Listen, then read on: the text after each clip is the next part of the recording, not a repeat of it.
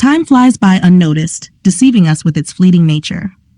There is nothing more transient than the passing of years. The child, born from his own sister and grandfather, once trapped within a tree, then born anew as a beautiful infant, has now matured into a youth, then a man, growing even more handsome than before. Now he even captures the eye of Aphrodite, the goddess of love, unknowingly igniting a passion similar to the one that consumed his mother. As the young boy, bearing a quiver of arrows, playfully kisses his mother, he accidentally grazes her breast with a protruding arrow. The wounded goddess pushes her son away with her hand. The wound proves deeper than it appears, initially deceiving even her. Enchanted by the youth's beauty, she forsakes her usual haunts, the shores of Cythera, Paphos surrounded by the deep sea, Cnidus with its abundance of fish, and metal-rich amethysts. She even forsakes the heavens. Now, she constantly follows him. This goddess, accustomed to reclining in the shade to preserve her beauty, now traverses mountain peaks, forests, and rocky outcrops. With her knees bare and robes hitched up like Artemis, the goddess of the hunt, she cheers on the dogs and hunts harmless creatures, swift hares, majestic stags, and female deer. She avoids fierce boars, ravenous wolves, claw-wielding bears, and lions satiated with the slaughter of herds. She warns Adonis as well to fear them if her counsel holds any sway. Be courageous against those creatures that flee, she says. Boldness is no defense against those who are bold themselves. Refrain, young one, from reckless acts that endanger me. Do not attack wild beasts that nature has armed, lest your thirst for glory comes at a heavy price for me. Neither your age, nor your beauty, nor anything else that has captivated Aphrodite has any effect on lions, bristly boars, or the wild eyes and temperaments of these beasts. The fierce boars carry lightning in their curving tusks. Boundless rage and fury dwell within the tawny lions. The entire breed is repulsive to me. Hypnos, the god of sleep, overhears Hippomenes praising Atalanta and fans the flames of desire within him. He envies the possibility of another man winning the race and becomes apprehensive. But why haven't I tried my luck in this contest? Hippomenes asks himself. The gods themselves help the daring. While Hippomenes ponders his chances, the virgin Atalanta flies across the course with incredible speed. Though she appears to the young man to be no faster than a Scythian arrow, he is even more captivated by her beauty. Her speed itself adds to her allure. The wind blowing against her pushes back the fabric, revealing her swift feet. Her hair is tossed over her ivory shoulders, and the patterned leggings below her knees accentuate her grace. A blush creeps across her perfect white skin, akin to the way purple tapestries cast a reddish hue on a white hall. As the stranger observes these details, the final stretch of the race is completed. The victorious Atalanta is crowned with a celebratory wreath. The defeated men sigh and pay the penalty according to the agreement. Undeterred by the fate of these young men, Hippomenes steps forward and addresses the maiden. Why do you seek an easy victory by defeating those who don't challenge you, he asks. Compete with me now. If fortune favors me and I win, you wouldn't mind being defeated by someone so distinguished. After all, my father was Megareus, son of Anchises.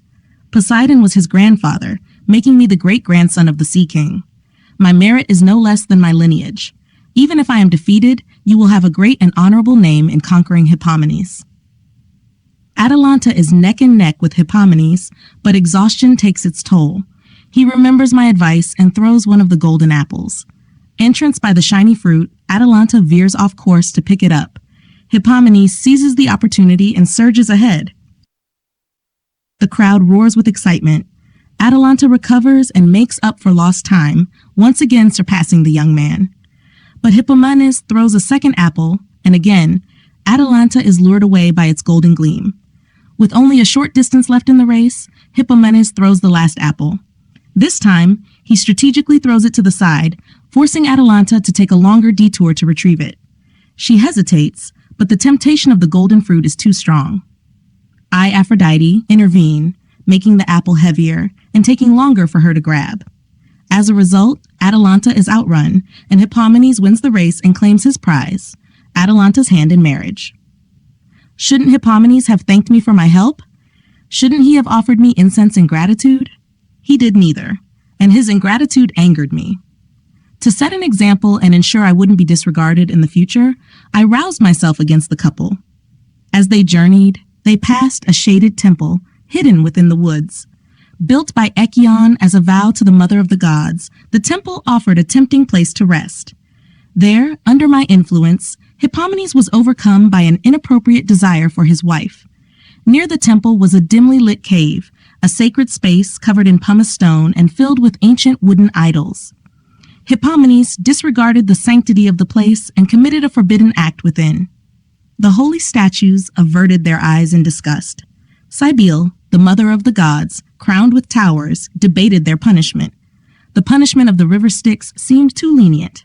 Therefore, a transformation befell them.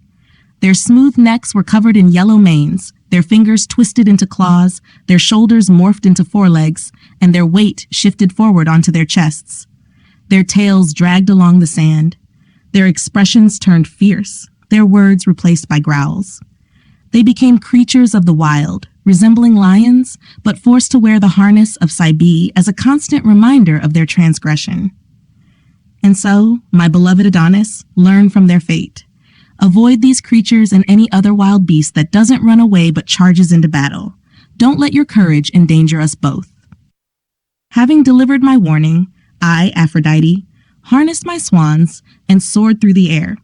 But Adonis's courage led him to disregard my advice. One day, while following a sure trail, his hunting dogs roused a boar. As Adonis tried to escape the woods, the son of Cinyras wounded the beast from the side. Incensed, the fierce boar charged with its crooked snout, knocking away the hunting spear stained with its own blood. It then pursued the trembling Adonis, who sought refuge but found none. The boar sank its entire tusks into his groin, leaving him sprawled and dying on the yellow sand. Cytherea, another name for Aphrodite, borne aloft in her light chariot through the air, had not yet reached Cyprus on the wings of her swans. From afar, she heard his groans of death and turned her white birds in that direction. When she saw him from the sky, half dead and bathed in his own blood, she descended rapidly. She tore at her garments and her hair and beat her breast with her distraught hands. Crying out to the fates, she said, "But cruel fates, you will not have complete control.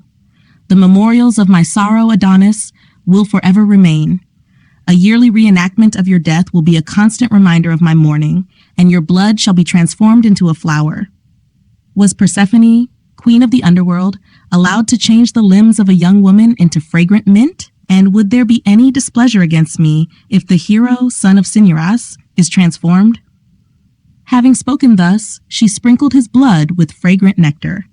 Upon contact, the blood fizzed just like clear bubbles rising during rainy weather. Less than an hour passed when a flower bloomed from the blood.